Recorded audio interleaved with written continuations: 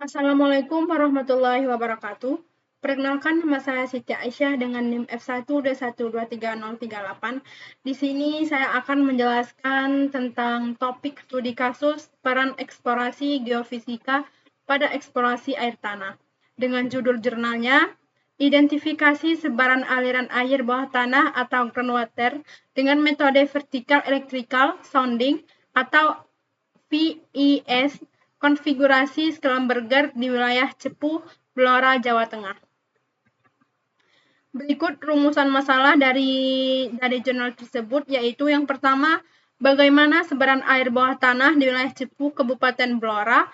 Permasalahan ini timbul akibat keterbatasan data mengenai lokasi dan arah distribusi air tanah di daerah yang mengalami krisis air. Yang ketiga itu, pada kedalaman berapa air bawah tanah potensial dapat ditemukan dan diperlukan data kedalaman akuifer yang mengandung air untuk menentukan lokasi strategis pengubaran sumur. Yang kelima itu, apa karakteristik litologi dan lapisan batuan bawah permukaan yang berfungsi sebagai akuifer, akuifuk, dan akuitar.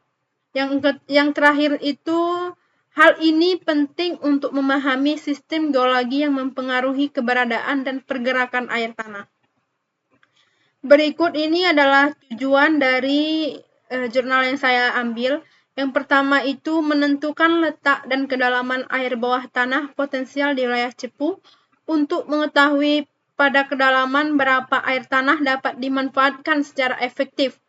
Yang kedua itu menganalisis arah dan sebaran aliran air bawah tanah di wilayah penelitian guna memahami pola pergerakan air tanah yang bisa digunakan dalam perencanaan konservasi dan eksplorasi air.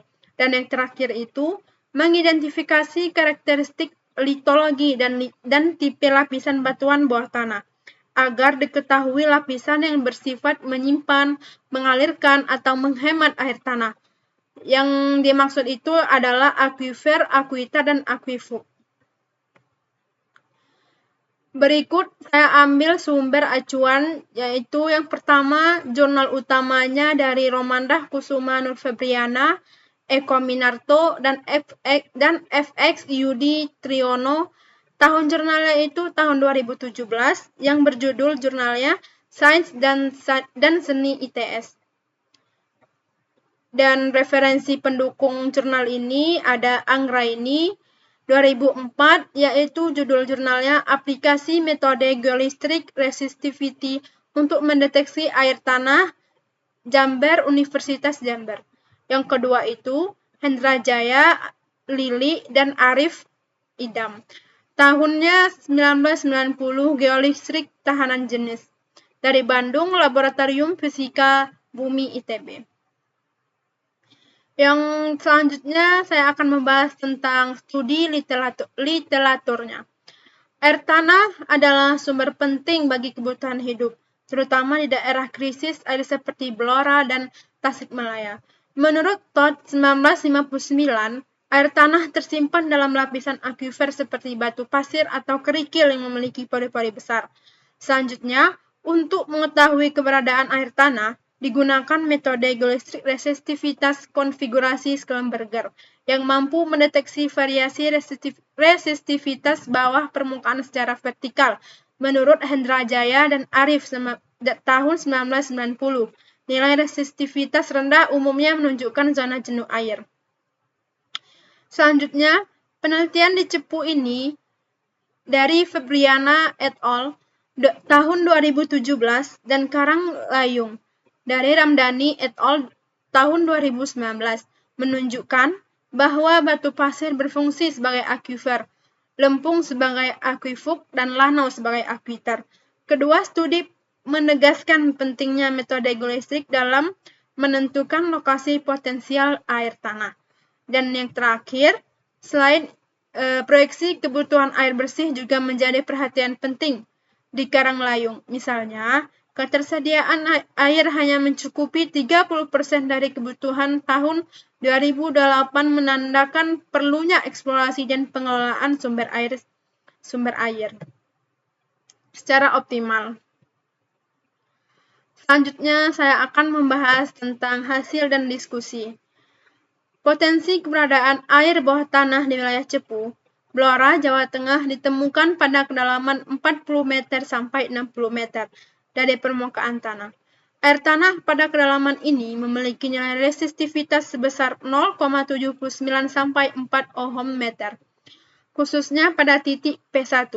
Lapisan air tanah teridentifikasi pada kedalaman 127 meter dengan nilai resistivitas 5,28 ohm meter. Sebaran air bawah tanah cenderung menyebar dari arah barat menuju ke timur. Titik pengukuran yang paling banyak mengandung potensi air tanah adalah titik P4 yang terletak di daerah Karangboyo. Arah aliran air ini diasumsikan dari tempat yang lebih tinggi ke tempat yang lebih rendah, dengan titik P7 berada di daerah yang lebih tinggi dibandingkan titik pengukuran lainnya, dan adanya sungai serta parit yang mengalir dari barat ke timur di sekitar area pengukuran. Selanjutnya, di hasil dan diskusi ini terdapat karakteristik lapisan batuan penyusun. Yang pertama itu batu pasir sebagai aquifer. Lapisan ini berfungsi sebagai aquifer karena dapat menyimpan dan mengalirkan air. Pada titik P1, batu pasir mendominasi kedalaman 7-76 meter dengan nilai resistivitas antara 17 sampai 62 ohm meter.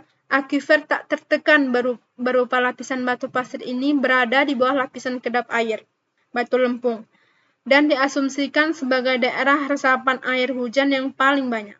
Yang kedua itu ada batu lempung sebagai aquifug. Lapisan ini bersifat kedap air atau impermeable sehingga tidak dapat menyimpan maupun meloloskan air.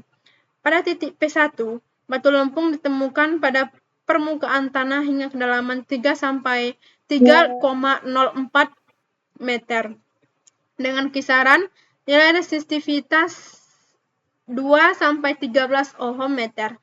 Yang ketiga itu ada batu lempung lanau. Sebagai akuitar, lapisan ini dapat sedikit meloloskan air atau dalam jumlah terbatas. Yang keempat itu air tanah dengan nilai resistivitas 1 sampai 5 ohm meter. Secara keseluruhan, batuan penyusun di daerah Cepu ini sesuai dengan tataan stratigrafi Mendala Rembeng di Kabupaten Blora, yang umumnya berupa lempung napalan, batu gamping kapuran, batu pasir, dan batu lanau.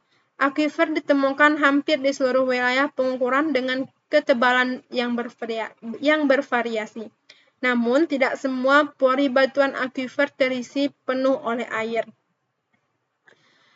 Yang selanjutnya saya akan membahas tentang interpretasi hasil. Yang pertama itu ada temuan mengenai potensi air bawah tanah pada kedalaman 40 sampai 60 meter dengan resistivitas 0,79 sampai 4 ohm meter. Dan di titik P1 pada kedalaman 127 meter dengan resistivitas 5,28 ohm meter. Sangat signifikan. Nilai resistivitas yang rendah ini secara langsung menginterpretasikan keberadaan material yang jenuh air, mengonfirmasi lokasi dan kedalaman aquifer. Variasi kedalaman ini menunjukkan adanya kompleksitas geologi lokal yang mempengaruhi distribusi air tanah. Ini berarti bahwa upaya pengeboran sumur untuk akses air perlu mempertimbangkan kedalaman yang bervariasi ini, dan secara umum memerlukan pengeboran yang cukup dalam, terutama karena lapisan teratas diidentifikasi sebagai lapisan kedap air atau impermeable.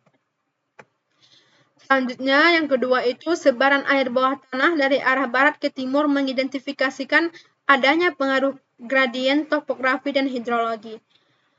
Aliran air bawah tanah cenderung mengikuti topografi permukaan, bergerak dari daerah tinggi ke daerah rendah.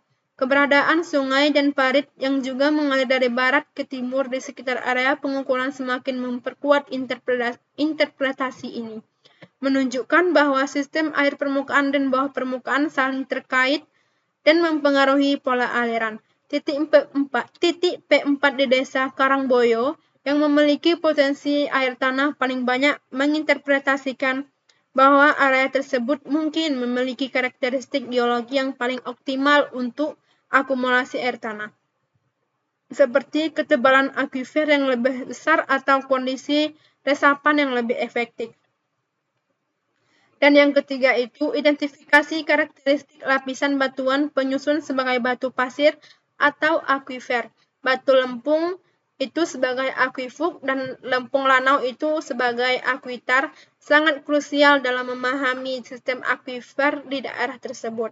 Batu pasir sebagai akuifer menunjukkan adanya formasi geologi yang memungkinkan penyimpanan dan pergerakan air dalam jumlah besar. Batu lempung sebagai akuifuk atau lapisan kedap air berperan penting dalam mengisolasi akuifer di bawahnya, mencegah infiltrasi langsung dari permukaan dan kemungkinan akumulasi air pada kedalaman tertentu.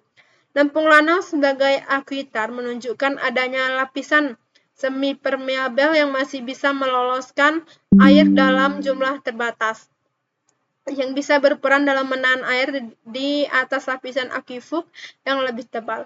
Kecocokan temuan ini dengan tataan stratigrafi regional Blora atau Mandala Rambang memperkuat validitas interpretasi geologi dari data geologistik. Interpretasi ini menyiratkan bahwa ketersediaan air tanah yang potensial di Cepu sangat bergantung pada keberadaan dan karakteristik lapisan batu pasir yang berfungsi sebagai akuifer dalam.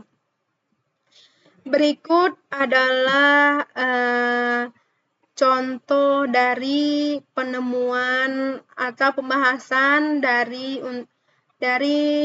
jurnal saya. Terakhir itu ada kesimpulan. Penelitian ini menyimpulkan bahwa potensi air tanah di wilayah Cepu, Blora, Jawa Tengah dapat ditemukan pada kedalaman 40 hingga 60 meter dari permukaan tanah, dengan nilai resistivitas berkisar antara 0,79 sampai 4 ohm-meter. Sebaran air tanah di wilayah ini umumnya menyebar dari arah barat ke timur.